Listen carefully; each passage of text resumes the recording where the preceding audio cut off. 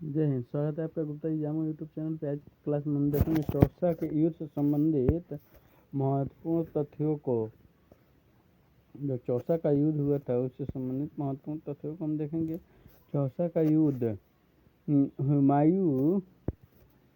हुमायूं का प्रबलतम शत्रु शेर खां था। बंगाल में विजय के बाद हुमायूं निश्चिंत होकर आराम फरमाने लगा। बंगाल में हुमायूं को आराम करता देख शेर खान ने क्रमशः चुनार, बनारस, कन्नौज, पटना इत्यादि पर अधिकार कर लिया।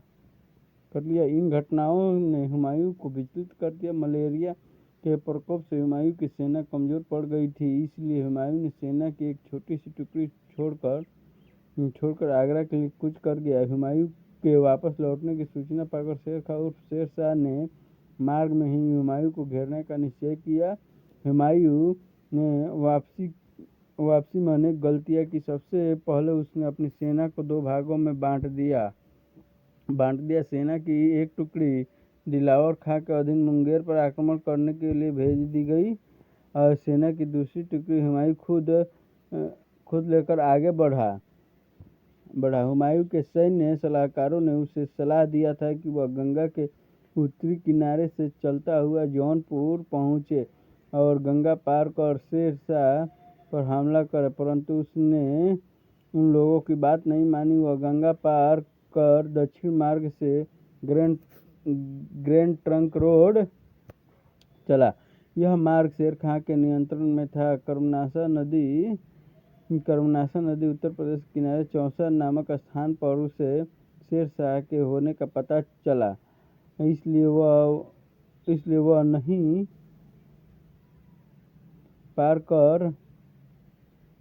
पार कर शेर शाह पर आक्रमण करने को उतारू हो उठा। लेकिन यहाँ भी उसने लापरवाही बरती। उसने तत्काल शेर खां पर आक्रमण करने को उतारू हो उठा, लेकिन यहाँ भी उसने लापरवाही बरती। उसने तत्काल शेर शाह पर आक्रमण नहीं किया। वह 3 महीनों तक गंगा नदी के किनारे समय बर्बाद करता रहा। शेर खां ने इस बीच उसे धोखे से शांति वार्ता में उलझाए रखा और अपनी तैयारी करता रहा। वस्तुतः बरसात की प्रतीक्षा करता रहा। शेर शाह की कूटनीति। वर्षा के शुरू होते ही शेर खान ने आक्रमण की योजना बनाई। हुमायूं का शिविर गंगा और कर्मनाशा नदी के बीच एक नीची जगह था। अंततः बरसात का पानी इसमें भर गया। मुगलों का तोपखाना नाकाम हो गया और सेना में अव्यवस्था व्याप्त हो गई। इसका लाभ उठाकर 25 जून 1539 की रात्रि में शेर शाह ने मुगल छावनी पर अचानक धोखे से आक्रमण कर दिया। मुगल खेमे में खलबली मच गई। सैनिक प्राण बचाने के लिए गंगा नदी में कूद गए। उनमें कुछ डूबे और कुछ अफगान सेनाओं के द्वारा मारे गए। हुमायूं खुद भी अपनी जान बचाकर गंगा पार कर भाग गया। उसका परिवार खेमे में रह गया। हुमायूं कुछ विश्वसनीय मुगलों की सहायता से आगरा पहुंच सका। हुमायूं की पूरी सेना नष्ट हो गई।